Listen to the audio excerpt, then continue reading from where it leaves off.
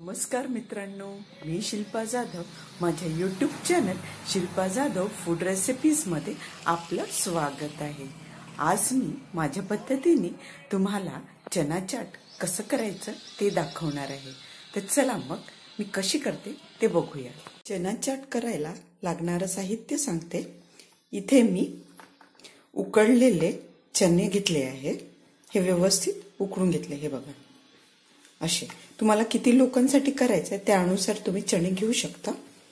छोटा चिरलेला कांदा एकदम बारीक चिरायचा याला असं. एक छोटा टोमॅटो हा पण बारीक चिरून घ्यायचा. चिरलेली कोथिंबीर, एक बारीक चिरलेली हिरवी मिरची आणि हे थोडेसे नायलॉन शेव घेतले आहे. हे साहित्य आपल्याला लागणार आहे. ही कृती पटकन होणार आहे आणि खायलाही एकदम चटपटीत लागते. तर आता करूया आपण सगळ्यात आधी आपले चणे टाकून घेऊया. त्याच्यानंतर आपला बारीक चिरलेला कांदा. ही रेसिपी एवढी पौष्टिक आहे की ही आपण रोजही खाल्ली तरी आपल्या शरीरासाठी खूप चांगलं आहे. कांद्यानंतर आता आपण आपले टोमॅटो टाकून घेऊया. हे सगळे साहित्य एकदम बारीक चिरायचे. त्याच्यानंतर आपली हिरवी मिरची. हिरवी मिरची तुम्ही तुमच्या अनुसार वापरा. मुलांसाठी देत असाल तर नाही वापरली तरी चालते. आता कोथिंबीर.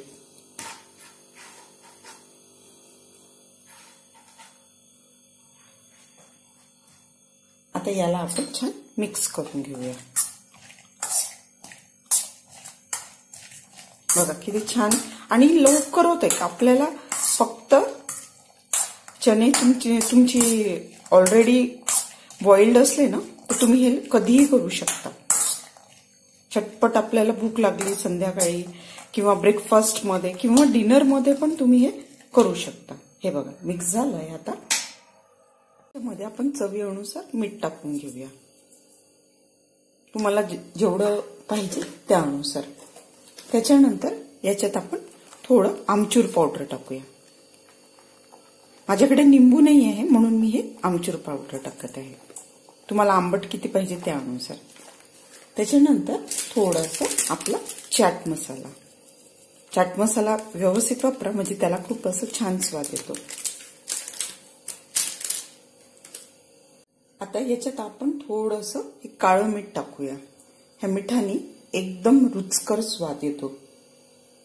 नॉर्मल मीठ मध्ये ऐवजी हे वालं मीठ तुम्ही वापरू शकता.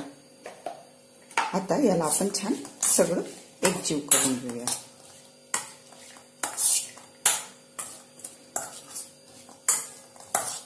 मुलांनाही मोठ्यांना पण आवडेल ही अशी रेसिपी आहे. आणि मेन गोष्ट ही खूप पौष्टिक आहे. तर एकदम खायलाही खूप छान आहे. आपण किती पण खाऊ शकतो. इथे आपली चटपटीत चना चाट रेडी आहे. तुम्हाला माझी ही रेसिपी कशी वाटली नक्की कमेंट करून सांगा.